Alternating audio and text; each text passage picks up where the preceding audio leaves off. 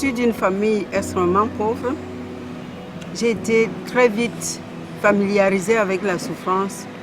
Je ne supporte pas la souffrance des autres parce que ça me rappelle la propre souffrance. Je suis sage-femme de métier.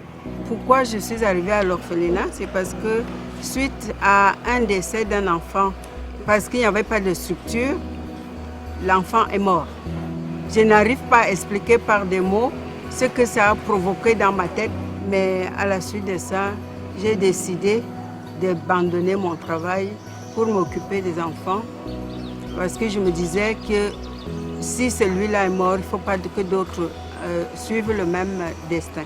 J'ai commencé dans la rue à aider les enfants là où le besoin se trouvait.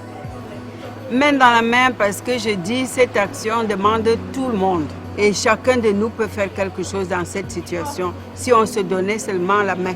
J'aime à dire que nous sommes une famille, mais une grande famille.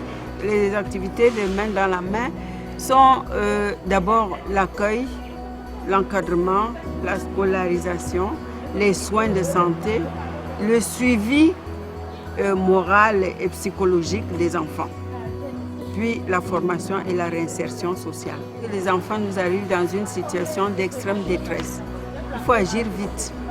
Les gens que nous utilisons généralement sont en nombre insuffisant. Il faut absolument avoir beaucoup de personnel si on veut faire du travail de qualité.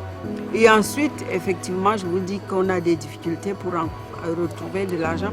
Nous arrivons à vivre de nos propres efforts et ce n'est pas toujours facile. Mon rêve actuellement, c'est d'abord d'améliorer les cadres de vie existants.